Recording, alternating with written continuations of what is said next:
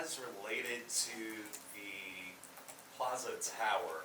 So I was told that code enforcement just voted to partially cut fines for Joe Yeager related to Plaza Tower. The fines went from $2 million to $200,000. It's been an eyesore for years. What do you think about the reduced fine and the future of Plaza Tower? Sure. So the Office of Code Enforcement through OBES continues to engage, continues to hold the developer accountable, the owner accountable, and has been demonstrated and also shared with you. You're asking me something, you said it just happened? Yes, ma'am. I'm right here. So give me a moment, right? Be respectful. Let me digest so I can respond with reference material.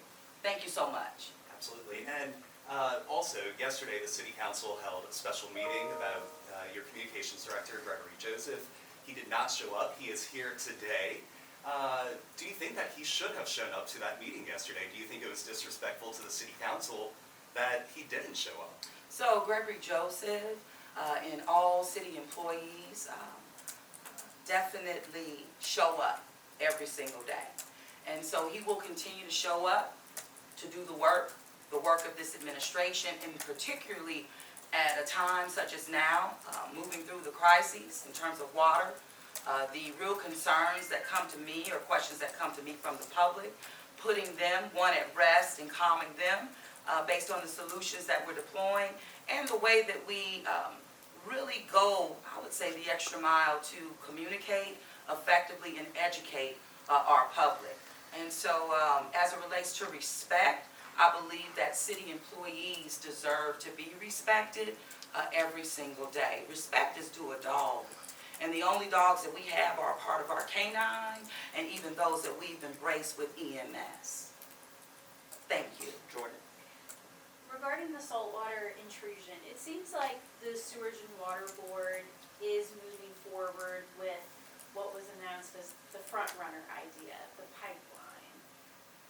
Can you say that they are moving forward with the pipeline? And then when it comes to engineering that needs to be done and the actual funding, is there some sort of timeline that you know of when engineering will be done and the funding will get here? Sure, the timeline that we're working off of is a timeline that was released and approved by the U.S. Army Corps of Engineers.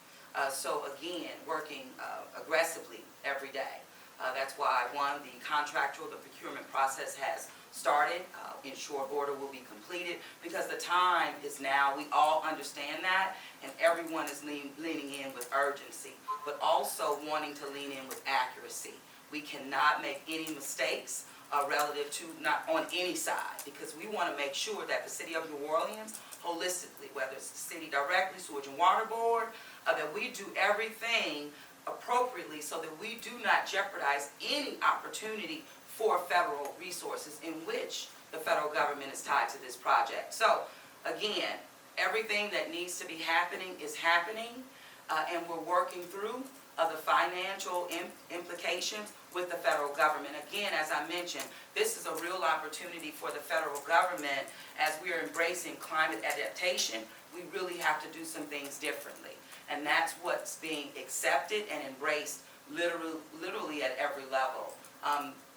Climate adaptation, that's what it is. It's not a matter of if, it's when, and it's just that serious. That's where our focus is on, and that's what we really should be communicating, I would say, to the public, right? Information and educating our public, and that's why, again, it's always necessary to demonstrate respect at every level as well. Andrew? Good morning, Mayor. Good morning. Off of Jordan's question, last week we were told that the pipeline would be starting to be built in 7 to 10 days. That timeline looks to be the end of this week. Is that on timeline as what we're seeing right now? And it sounds like that procurement process might be being expedited and moving a little bit faster than normal of that 2-month period of what we normally see for procurement processes? Right, so the U.S. Army Corps of Engineers will be releasing some information today. They, as you know, is embedded in this entire process, and the agencies continue to be coordinated, and we're moving ahead. You know, progress is being made. And regarding regarding that pipeline, what is the plan moving forward in terms of building that in regards to private property? Like I said, all those steps, it is complex, right? And all hands are on deck at every single level and stage. And so I have no reason to believe that our partners understand what needs to happen. The U.S. Army Corps of Engineers, best engineers in the world, right, in our backyard. I'm happy for that. And so we're going to get it done. Good morning, Mayor. Getting into some of those preliminary crime statistics from the NOPD, you mentioned that violent crime is down by 20%, definitely something that should be celebrated considering where we were last year.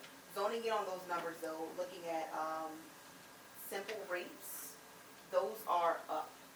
What are, if anything, the NOPD is doing to try to address that? And then as well as we look into property crimes, for all of thefts, looking at that, that's up 112%. So what are some things that the NOP is doing to address those two areas? Sure, so they continue to lean in, right? And the administration continues to take a holistic approach to ensuring that our victims have the resources and services, but also being proactive. We understand that domestic, most of these, it's domestic and domestic violence, and it's the entanglements there. And so we will continue to ensure that we have resources activated to meet our people where they are. And this also comes by way of force multipliers for the New Orleans Police Department.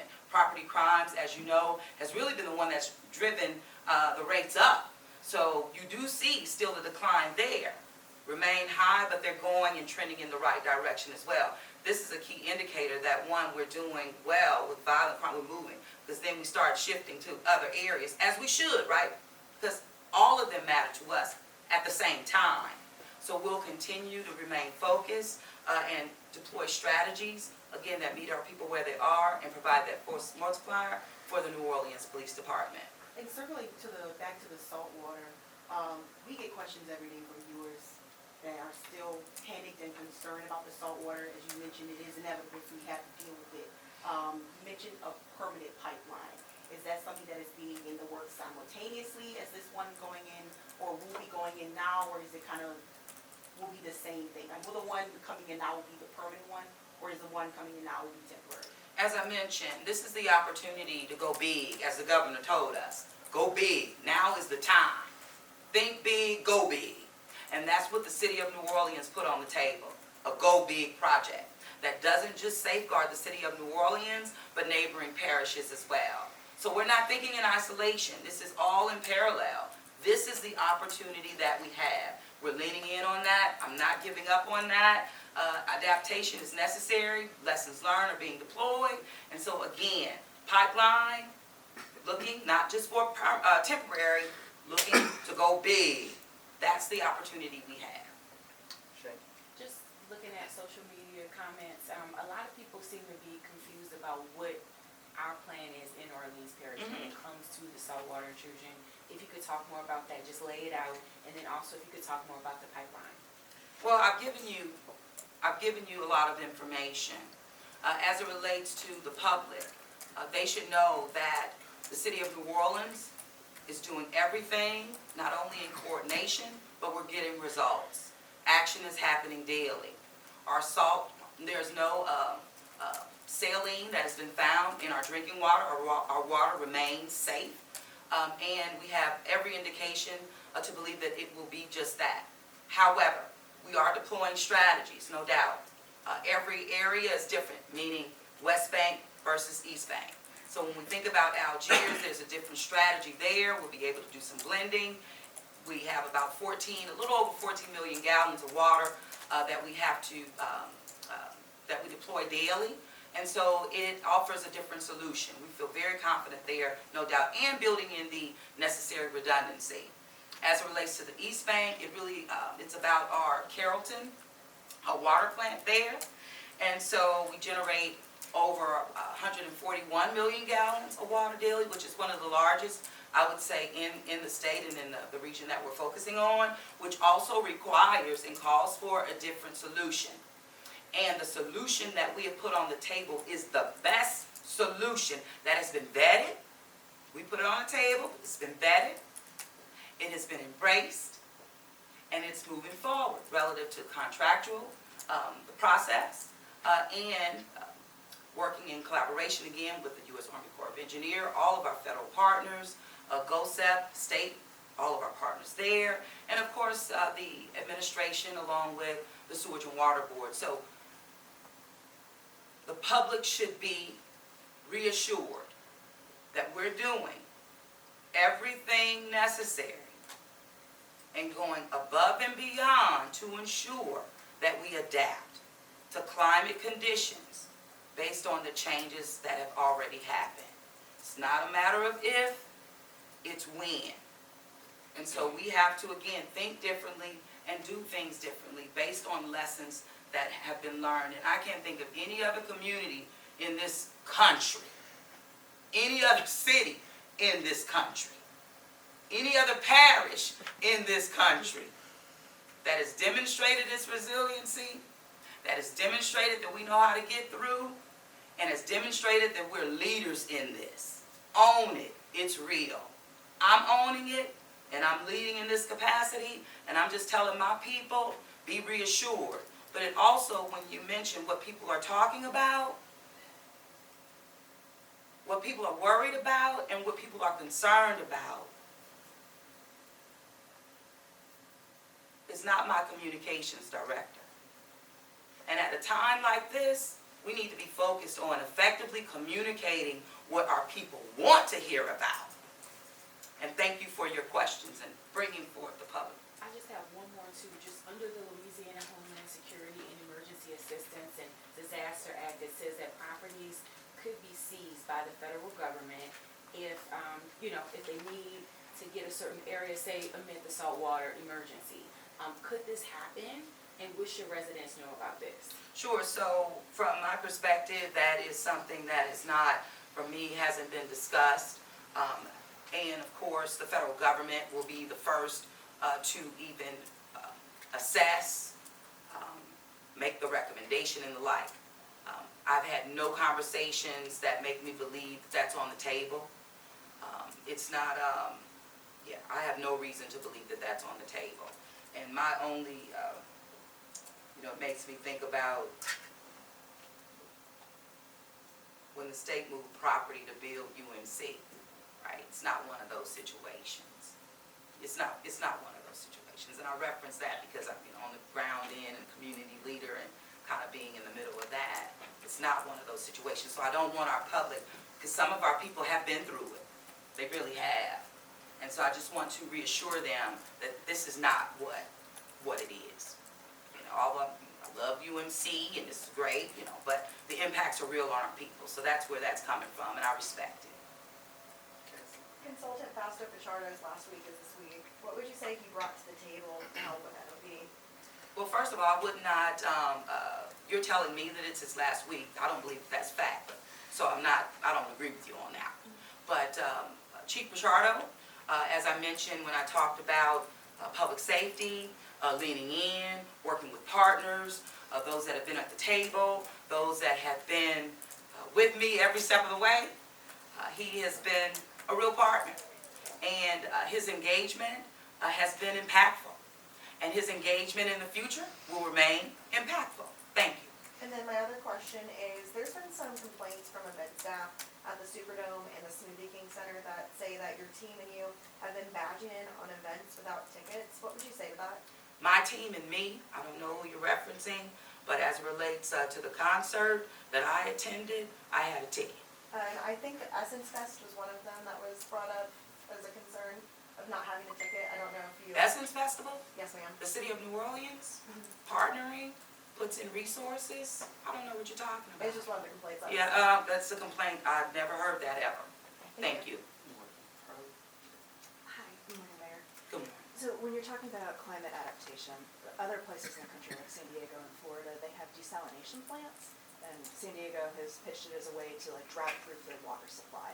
Is that something, when you're talking about a permanent solution, is that something that you could see down the road? Well, what I will say, excuse me, not to cut you off. Sorry. People say not to cut you off, cut you off. So what I will say is that the talent that we have, not just within the Sewage and Water Board or my administration, but in collaboration with partners, whether that's the Water Collab. It's just so many partners that we have around water and how we've been engaged globally around water, and that includes partners in California. Everything is on the table relative to the city of New Orleans being able to mitigate any issues or infractions that we receive from climate and our ability to adapt. So I don't have any specifics relative to that question right now, but what I will say is best practices are always something that we lean in on. And I read something recently. I've been reading myself. I have to read. I read. Oh, no, sorry, I had one a more? follow-up. I'm No, sorry. okay. So when you talk about your partners, you've been mentioning state and federal partners, have you heard from your counterparts and other parishes that are not having their water threatened? They've called to offer help, insight, any support for you? Well, what I will say is that all impacted parishes have all been at the table. And we hear from one another, meaning we hear everyone's briefings. Everyone briefs out. That's the way the governor has structured things. That's how we're used to working together and collaborating, and we help each other. So that's also a way that, you know, we troubleshoot, and it's an opportunity to put things on the table. And so I would say that yes, there has been engagement of other parishes wanting to help, and other cities too. What are the contingency plans in the event that the pipeline isn't completed in time for the saltwater arrival? So based on data, it looks like, and the Corps is going to respond and give you more information on this today, so I'm going to allow them to share more. That has an impact on our timeline. But this is the best solution for us, and this is the one that we're focusing on. With 141 million gallons of water, this is it. Even as it relates to a temporary fix, which is not that I'm advocating for, we'll be fine. And so contingency, more to come on that as the engineers, as the Corps, just continues to focus on it. Okay, so you're saying there's gonna be more information in terms of like if there's like a 10-day gap or something between the completion of the pipeline and the saltwater's arrival at Carrollton? You know, like if they haven't completed it just enough in time and there's like a gap in time between when our water's contaminated and the pipeline is completed. You're saying there's more information coming from the Corps on that today, or? What I'm saying is that the U.S. Army Corps of Engineers are the leads in this, Okay. and that the Sewage and Water Board, are the GOSEP at the state level, and other agencies at the federal level are all leaned in on this and are looking into not only contingency plans, but also really focused on delivering results relative to the solution that is on the table. Okay, And that is being worked on like right now. Gotcha, thank you. And one more thing, the local cost share for the construction of the pipeline, I guess, could be somewhere in the range of 50 million or more if it's 25%. Has there been a discussion, do we know where that's going to come from or how that's going to be covered? So like I said, when I was speaking about this earlier, relative to funding, right? And even relative to that split you just mentioned. The federal government is looking at this event a little bit differently, simply because lessons learned, also understanding the importance and the need to adapt to climate that has changed. That also feeds into the city, meaning us, making sure that, again, the federal government does as much as possible relative to mitigating what we're seeing now. And we have every indication to believe that the federal government, the state, the city of New Orleans, and even Sewage and Water Board, that we have a plan of action regarding the financing. So more to come on that. We're working through it, but I'm just telling you that it's looking good. It feels good. I'm very confident because of the need, but also the timing and the opportunity. What is Thank the you. pipeline? Thank you. What is the Thank you. pipeline- so much. What is